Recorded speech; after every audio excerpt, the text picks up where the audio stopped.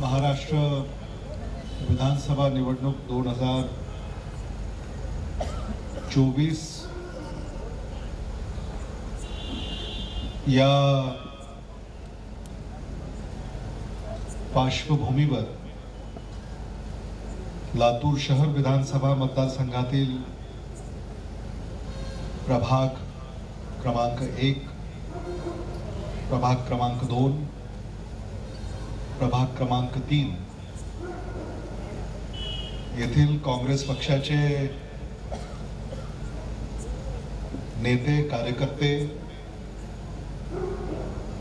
यांची आयोजित केलेली आजची ही स्नेहभेट आणि या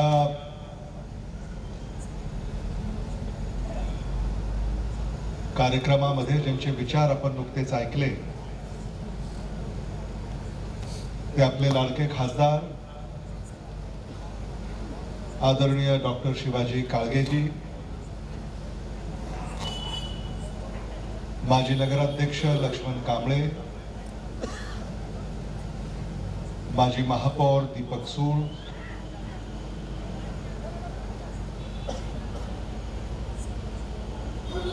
आदरणीय चंद्रकांत धायगुडेजी,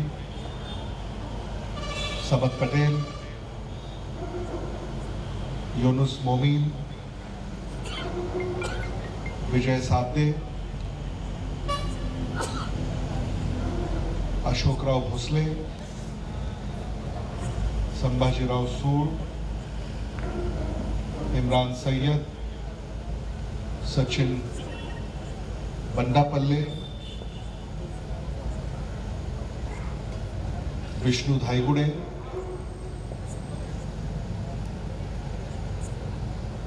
चांदपाशा इनामदार, एकनाथ पाटील, संजय मेत्रे, मुन्ना राजे, अहमद खां पठान, बाळकृष्ण धायगुडे, श्री पवार, श्री माने, अनेक प्रतिष्ठित नेते आणि कार्यकर्ते या ठिकाणी गुरगुरे उपस्थित आहेत. अनेकांची नावं मला घेता येतील, पण सारेच मान्यवर, सारेच सन्माननीय बंधू भगिनी, तरुण मित्रांनो, महाराष्ट्र विधानसभेच्या निवडणुकीच्या अनुषंगाने आपल्याला या ठिकाणी आग्रहाने बोलवण्यात आलेलं आहे. लातूर शहर विधानसभा मतदारसंघाची भारतीय राष्ट्रीय काँग्रेस पक्षाची अधिकृत उमेदवारी काँग्रेस पक्षानं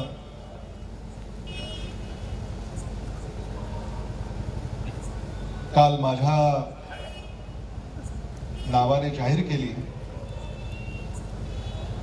याबद्दल मी आपल्यापैकी प्रत्येकाचे आभार मानतो, कारण हे सगळं तुमच्यामुळे शक्य झालं. तुम्ही जे आशीर्वाद माझ्या पाठीशी उभे केले हे त्याचं फलित आहे. आदरणीय विलासराव देशमुख साहेबांचं काम, आदरणीय शिवराज पाटलांचं नाव, आदरणीय दिलीपराव देशमुख साहेबांचं मार्गदर्शन, व्यासपीठावरचे माझे सगळे सहकारी यांची भक्कम साथ, याच्यामुळे हे शक्य झालं असं मी मानतो.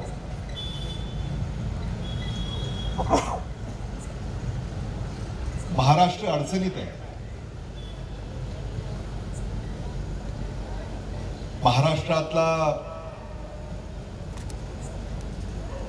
सामान्य माणूस अडचणीत आहे.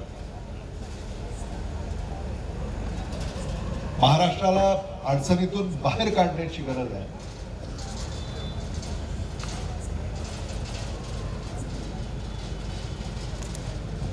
आणि हे आपण मिळून करू शकतो.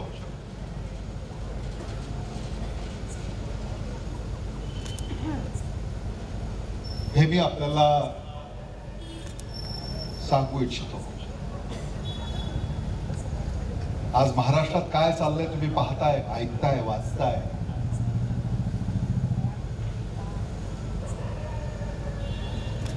महायुतीचं सरकार,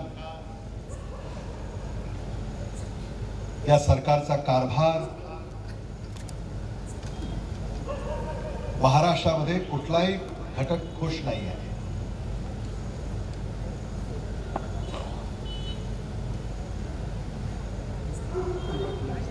विष्णू धायगुडेंनी सांगितलं की लातूरमध्ये सगळं ठीक आहे, कारण या लातूरला तुम्ही आम्ही सांभाळलं. या लातूरची काळजी तुम्ही आम्ही वाहिली आहे. या लातूरमध्ये असं तसं काही होणार नाही याची खबरदारी तुम्ही आम्ही घेतली आहे. असं जरी असलं तरी लातूरमध्ये देखील अडचणी निर्माण झालेल्या आहेत. लातूरमध्येही कायदा आणि सुव्यवस्था ढिसाळ झालेली आहे. काँग्रेसच्या राजवटीमध्ये लातूरमध्ये कधी अवैध धंदे किंवा गुन्हे अगदी क्वचित आपल्याला अनुभवायला मिळत असत. पण अलीकडं लातूरमध्ये आठवड्याला 15 काहीतरी एखादा गुन्हा घडतो आणि याची जबाबदारी कोणीच घेत नाही. या उलट भारतीय जनता पक्ष आपल्याला विचारतात काँग्रेसने काय केलं. गेल्या 10 वर्षामध्ये 7.5 वर्ष भारतीय जनता पक्षाची सत्ता राहिली. फक्त 2.5 वर्ष महाविकास आघाडीची सत्ता राहिली आणि त्याही काळामध्ये कोरोनाची महामारी ही आपल्यावर ओढावली होती आणि तो काळ त्या कोरोनाच्या विरुद्ध लढ्यामध्येच गेला. आणि थोडासा विचार करण्याची गरज आहे की जेव्हा तुम्ही आम्ही कोरोनानं ग्रस्त होतो तेव्हा भारतीय जनता पक्ष महाराष्ट्रामध्ये षडयंत्र रचत होता. कोरोनावर पूर्णपणे जेव्हा मात आपण केली, अगदी थोड्याशा कालावधीनंतर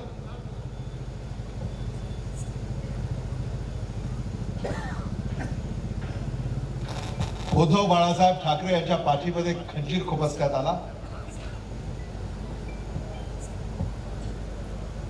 पक्ष फोडला, सरकार पाडलं. तुम्ही आपल्या डोळ्यानं पाहिलेलं आहे.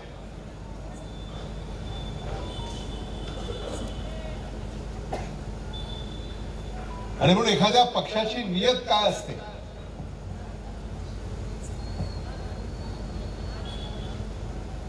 हे देखील आपण ओळखलं पाहिजे. देशामध्ये राज्यामध्ये लॉकडाऊन होतं. कोणालाही कुठेही येण्या जाण्याची परवानगी नव्हती.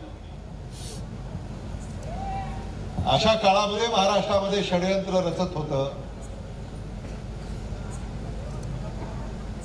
आणि कोरोना संपुष्टात आल्यानंतर अगदी लगेच कसं काय हे घडतंय.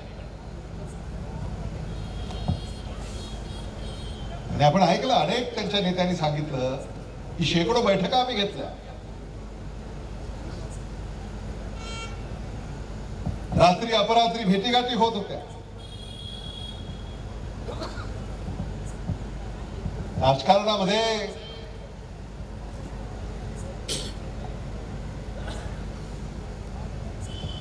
होणाऱ्यालाही आता वेश बदलण्याची वेळ येते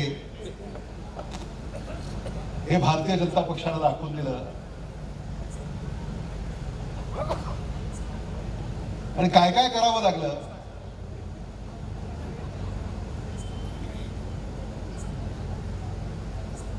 हे आपण समजून घेतलं पाहिजे.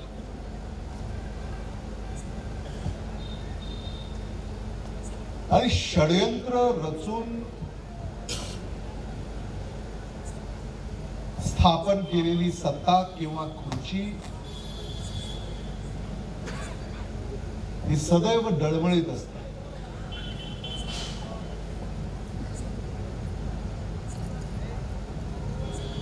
आणि तुम्हाला तो सगळा काळ आठवतोय. सर्वोच्च न्यायालयामध्ये सुनावणी, उच्च न्यायालयामध्ये सुनावणी. आज आमदार बरखास्त होणार, उद्या आमदार बरखास्त होणार, मुख्यमंत्री राजीनामा देणार. हे 2.5 वर्ष तुम्ही सगळं पाहिलंय.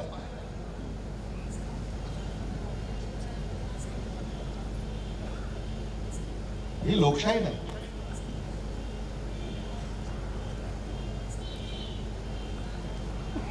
हे तुम्ही एखाद्याला मतदान करून आमदार करायचं,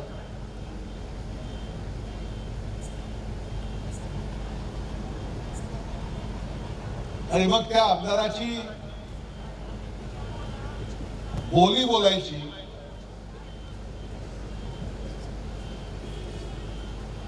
असे प्रकार महाराष्ट्रामध्ये अगोदर कधीही घडले नाहीत.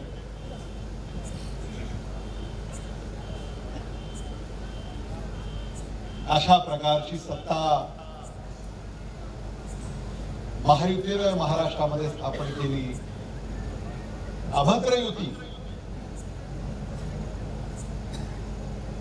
आणि तुम्ही ऐकलं, सर्रास सांगत होते ही युती कशासाठी? निधीसाठी. निधीसाठी आम्ही सत्तेत आहोत, तुमच्यासाठी नाही, सामान्य माणसासाठी नाही, महाराष्ट्रासाठी नाही, महाराष्ट्राच्या अस्मितेसाठी नाही, महाराष्ट्राच्या स्वाभिमानासाठी नाही, महाराष्ट्राच्या गरिमेसाठी नाही, निधीसाठी. असे सुद्धा पक्ष एकत्र येतात. आणि हा निधी कुणाचा आहे? हा तुमचा आहे. तुमच्या कष्टाने मिळवलेला पैसा आणि त्या पैशात तुम्ही भरलेला कर.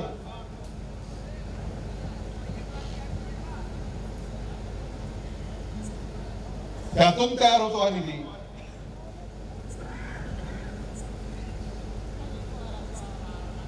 आणि त्या निधीवर डोळा ठेवून जर कोणी सत्ता स्थापन करणार असेल तर मग सामान्य माणसाचं काही खरं नाही.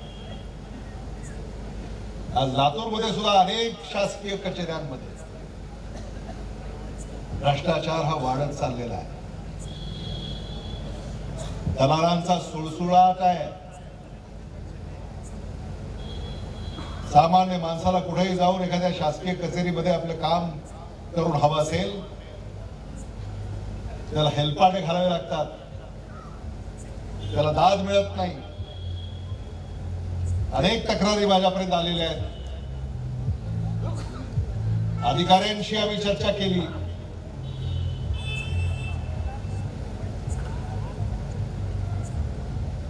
पण सरकारच भ्रष्ट असल्यानंतर ती व्यवस्था काही स्वच्छ असणार आहे का? सरकारच भ्रष्ट आहे तेव्हा ती व्यवस्थाही भ्रष्ट असणार.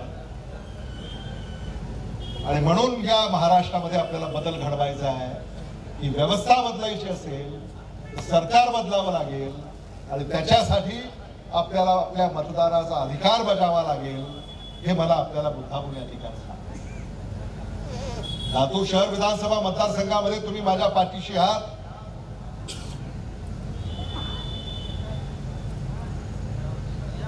मला आणि माझ्या सगळ्या सहकार्यांना आत्मविश्वास आहे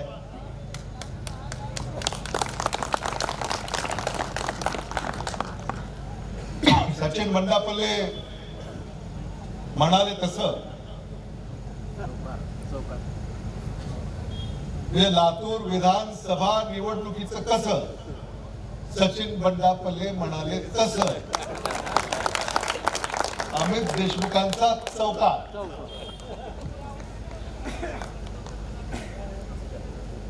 आणि सगळं आपल्याला आपल्या लातूरसाठी करायचं. मी आजच गंगापूरमध्ये होतो. तिथं लहान मुलं बसली होती अशी 7-8 वर्षाची मुलं मुली.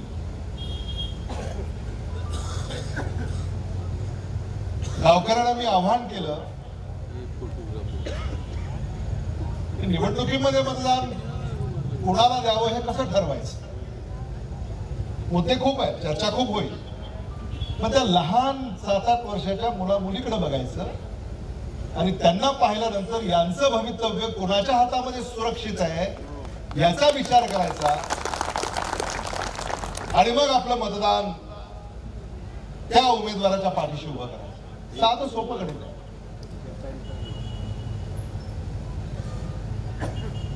आदरणीय विलासराव देशमुख साहेबांनी लातूरला आपलं घर मानलं. लातूरकरांना आपल्या कुटुंबाचं सदस्य मानलं. अरे आदरणीय विलासराव देशमुख साहेब लातूरवर किती प्रेम करत होते तुम्हाला तर माहितीच आहे, पण मलाही चांगलं लागतं.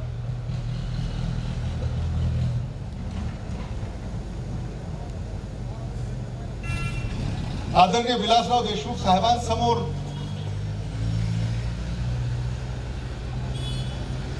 जर असा एखादा प्रश्न पडला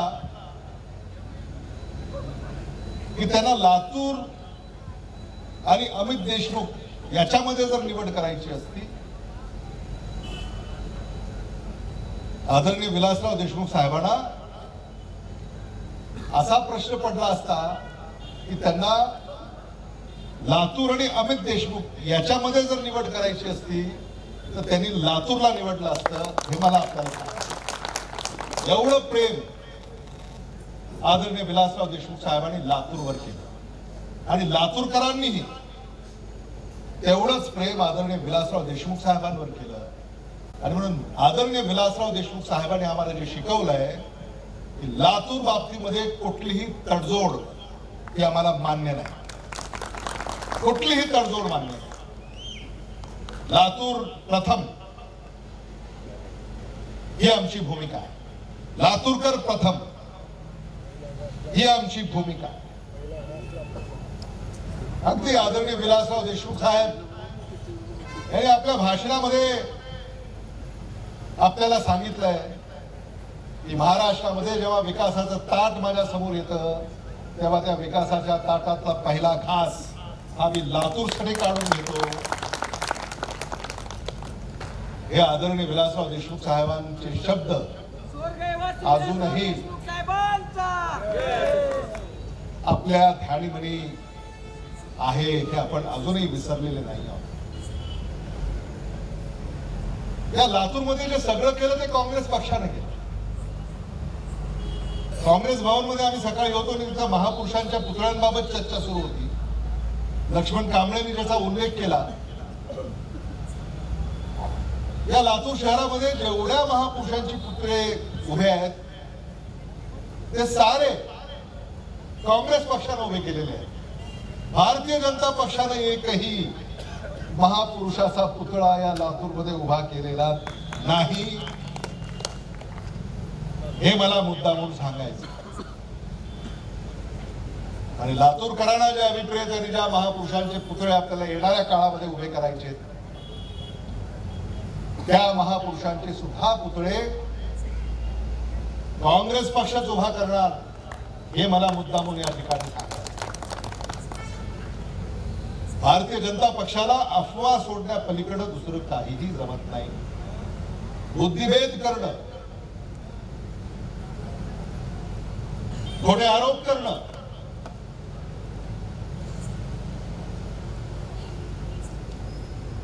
यांच्यापासून आपण सावध राहिलं पाहिजे. जो विषय नाही तो प्रस्तुत करणं,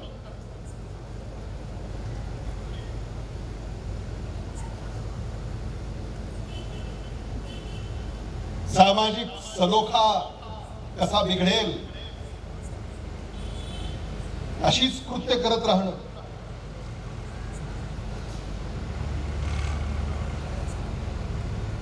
हे आपण ओळखलं पाहिजे. या लातूर शहर विधानसभा मतदारसंघामध्ये गेल्या 5 वर्षामध्ये 2019 ते 2024 या कालावधीमध्ये तुमच्या आशीर्वादानं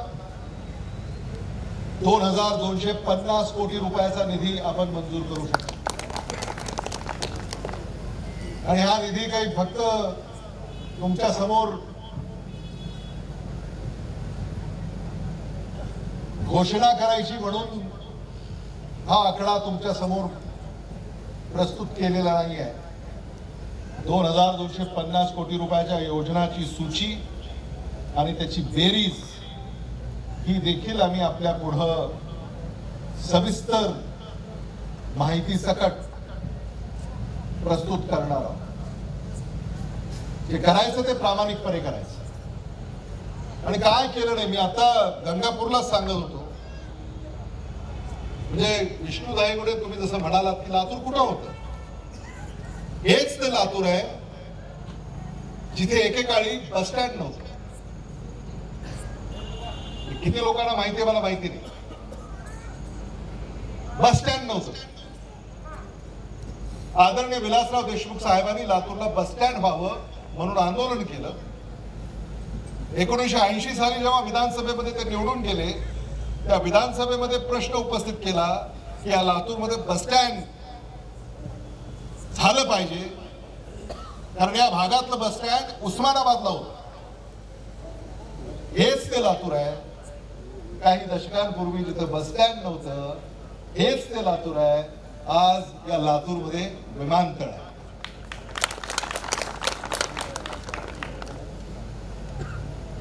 हे लातूर आहे. आपले खासदार डॉक्टर शिवाजी काळगे दिल्लीमध्ये प्रयत्न करतात विमानतळ लवकर सुरू व्हावं यासाठी. विमान सेवा लातूर मधून सुरू व्हावी. विमानानं तुम्हाला मुंबईला येता यावं, पुण्याला येता यावं, दिल्लीला येता यावं, शिर्डीला, तिरुपतीला, अजमेरला जाता यावं.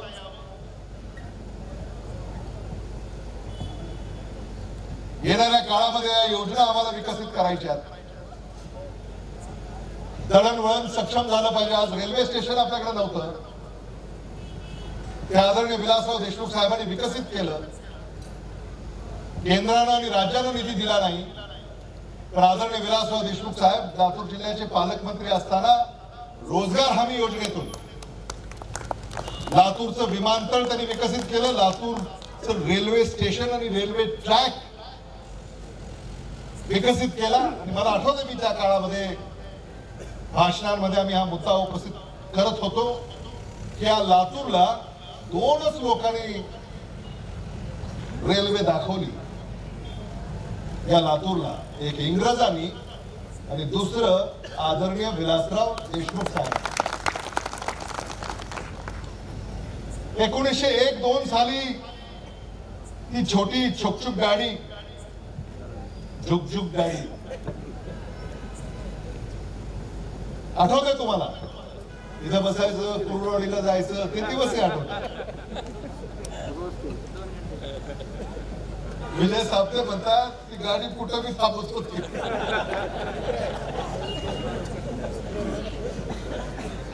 आता अनेक रेल्वे त्या मार्गाने लातूरला येत आहेत.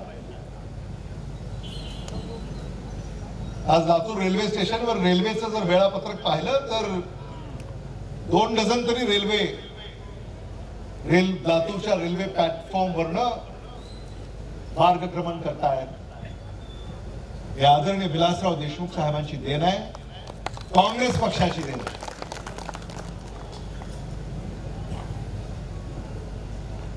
लातूरला दुष्काळ होता. भाजपनं काय केलं? पाणी आणलं. पाणी आणायला सुद्धा आदरणीय विलासराव देशमुख साहेबांनी केलेल्या रेल्वेचाच उपयोग त्यांना करावा लागला. त्यावेळेला काय सांगितलं? ओझरीहून पाणी आणू. आणलं का? याची कोण उत्तर देणार?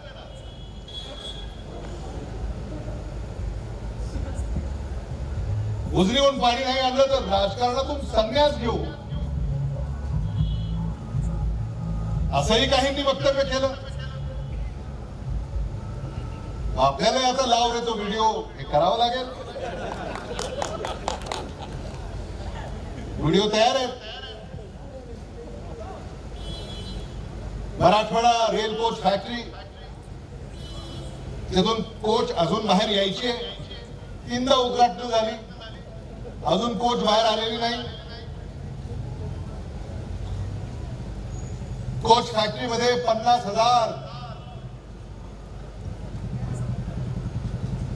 सुशिक्षित बेकारांच्या हाताला काम मिळेल अशी घोषणा झाली. माझा हा प्रश्न आहे, भारतीय जनता पक्षाला कोच फॅक्टरी मध्ये किती सुशिक्षित बेरोजगारांच्या हाताला काम मिळालं हे सांगा.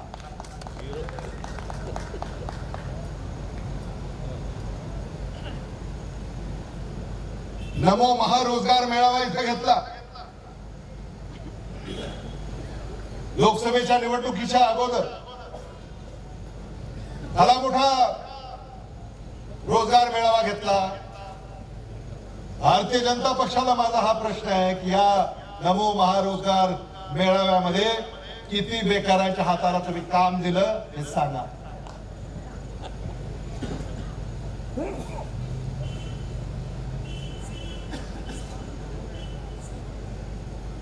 करायचं काही नाही, जे करतात त्यांच्यावर टीका करायची.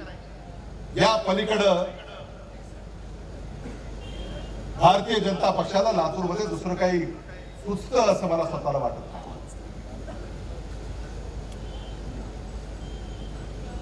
या महाराष्ट्राला या संकटात आपल्याला बाहेर काढायचं. आज उद्धव ठाकरे, शरद पवार, राहुल गांधी हे एकत्र आलेले आहेत. या महाराष्ट्राला सावरण्याची गरज आहे. या महाराष्ट्राची सूत्र महाराष्ट्राकडे पाहिजे, ती जर कुठल्याही राज्याकडे असू नये ही आमची भूमिका आहे. महाराष्ट्रात येणारे उद्योग हे महाराष्ट्रातच उभे राहिले पाहिजेत, ते तर कुठल्याही राज्यामध्ये जाता कामा नये ही आमची भूमिका आहे. आणि या महाराष्ट्रामध्ये महाराष्ट्रातल्या सामान्य माणसाचं सरकार असलं पाहिजे ही आमची भूमिका आहे. नाही तर आता अलीकडे जे चाललंय ते काही महाराष्ट्राच्या हिताचं नाही.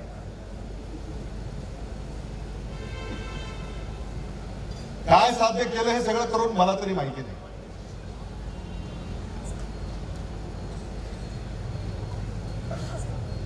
100% भाजपा वगैरे ह्या ज्या काही घोषणा होत्या त्या कुठे गेल्या हेही कळत नाही.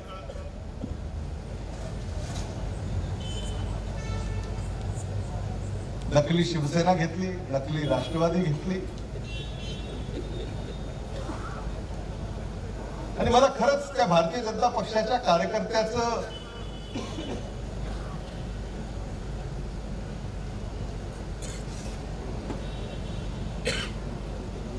ते ज्या मनस्थितीमध्ये आहेत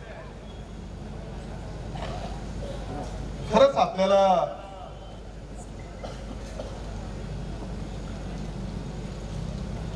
त्यांच्या ज्या भावना असाव्यात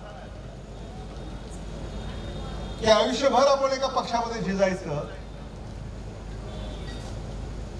आणि पुन्हा निवडणुका आल्या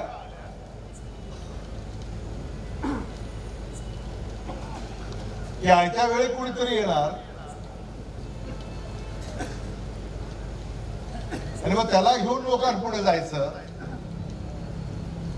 हे इथंच नाही, महाराष्ट्रात चाललेलं आहे. आणि पुढे गेला तो विचार, युती सुद्धा तुम्ही कुणाबरोबर करता, काय तत्व आहे तुमचं, काय धोरण आहे तुमचं. आणि म्हणून आपण ऐकतो टीव्हीवर की वैचारिक बैठक जरी एकसारखी नसली, विचारधारा जरी एकसारखी नसली, तर मग काही काही शब्द येतात. कसं काय तुम्ही एकत्र बसलात, नाही म्हणे पॉलिटिकल अरिथमॅटिक.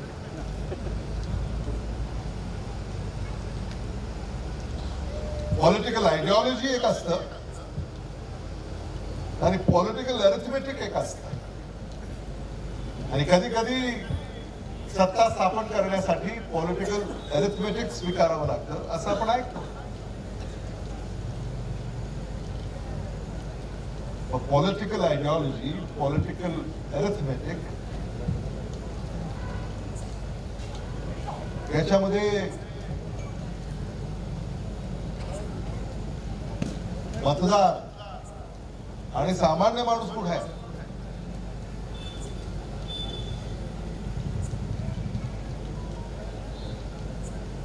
हे देखील विचारात घेतलं पाहिजे. खूप बोलण्यासारखं आहे, खूप बोलता येईल. तुम्ही हे सगळं पाहताय, अनुभवताय. माझी आपल्याला कळकळीची विनंती आहे की महाराष्ट्र अडचणीत आहे, महाराष्ट्राला तुमची गरज आहे. तुम्ही महाराष्ट्राच्या पाठीशी उभं राहिलं पाहिजे. महाराष्ट्राला अडचणीतनं सावरण्यासाठी महाविकास आघाडी लढा उभा करते. काँग्रेस पार्टी महाविकास आघाडीचा एक प्रमुख हिस्सा आहे आणि आपण काँग्रेस म्हणून महाविकास आघाडीच्या पाठीशी भक्कमपणे उभं राहिलं पाहिजे ही विनंती मी आपल्याला या ठिकाणी करणार. लोकसभेमध्ये 31 जागा आपण 48 पैकी जिंकल्या.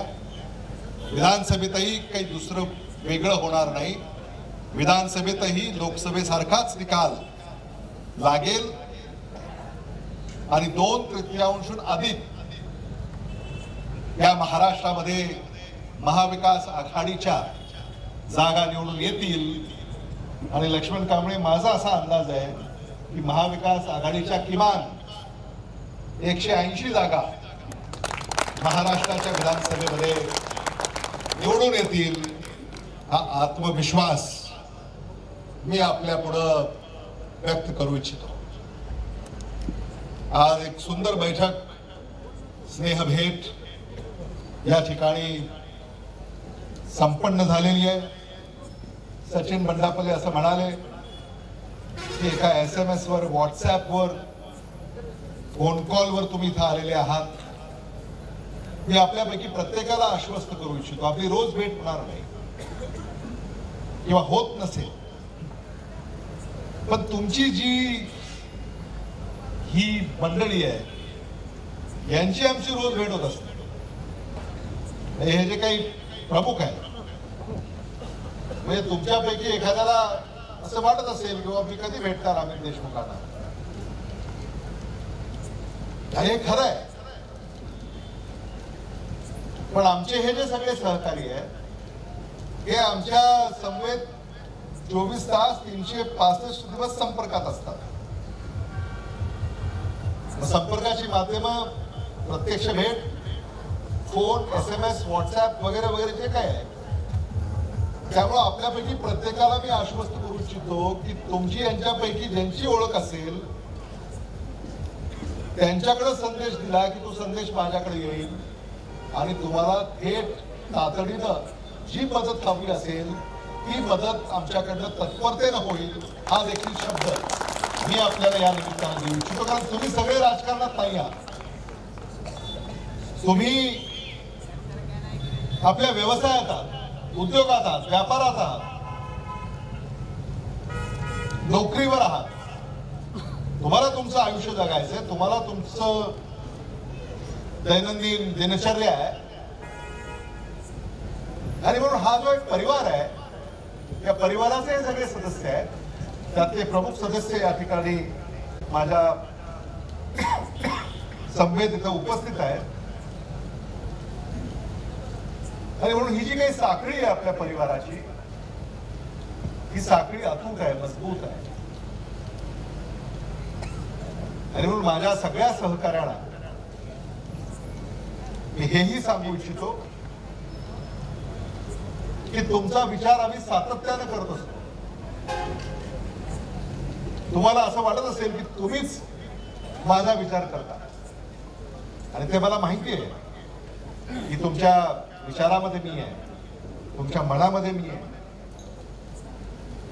पण तुम्ही देखील माझ्या मनामध्ये आहात, तुम्ही देखील माझ्या विचारांमध्ये आहात, हे मला आपल्याला सांगायचं. आम्ही दिल्लीला असू, मुंबईला असू, पुण्याला असू, लातूरला असू, कुठेही असू, सातत्यानं लातूर आणि लातूरकर म्हटल्यानंतर ती आमची प्राथमिकता.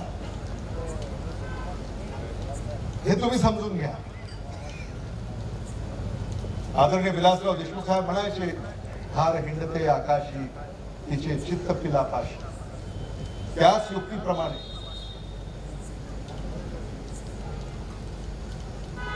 आम्ही आमची भूमिका सदैव वठवलेली. अहमद खां पठान साहब, एक शायर ने कहा है,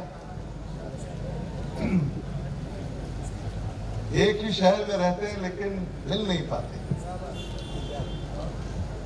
म्हणजे आज आपण जे सगळे एकत्र, आपण तर भेटतोच रोज म्हणा, पण कदाचित काही लोक रोज भेटू शकत नाहीत. एक ही शहर में रहते हैं लेकिन मिल नहीं पाते. आज से तो आपके ख्वाब अच्छे हैं जो आंख बंद करते ही चले आते हैं.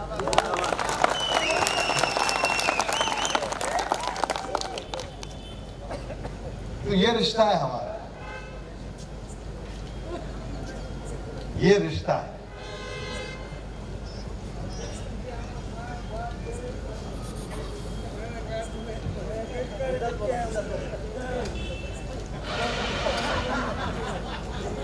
मी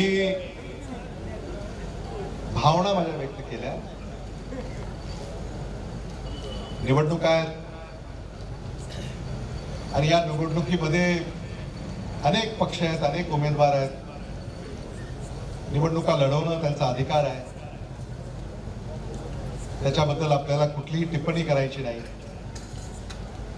आपणही निवडणुका लढवतोय. आपण आपला विचार, आपला कार्यक्रम, आपलं धोरण, आपला पक्ष, आपला नेते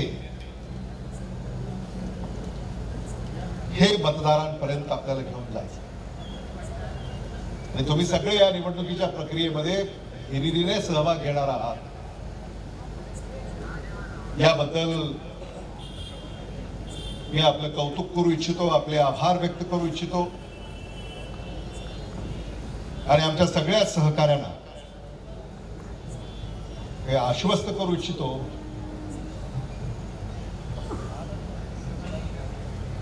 20 नोव्हेंबर रोजी मतदान होईल. 23 नोव्हेंबर रोजी मतमोजणी होईल. 23 नोव्हेंबरला सायंकाळी निकाल स्पष्ट होतील.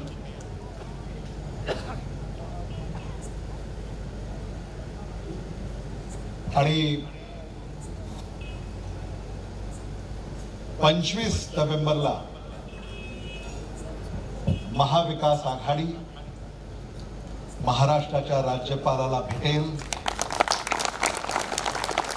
आणि सत्ता स्थापनेचा दावा सादर करेल. एवढंच या निमित्तानं आपल्याला आश्वस्त करून माझ्या शब्दांना विराम देतो. धन्यवाद. जय हिंद, जय भारत. धन्यवाद साहेब. लातूरकर कृपया पाठीमागच्या जनतेला विनंती आहे, या लागलीच आपल्याला प्रीती भोजनाची व्यवस्था या ठिकाणी करण्यात येणार आहे. यानंतर कार्यक्रमाचं कृपया जेवणाची व्यवस्था जागेवरच आहे.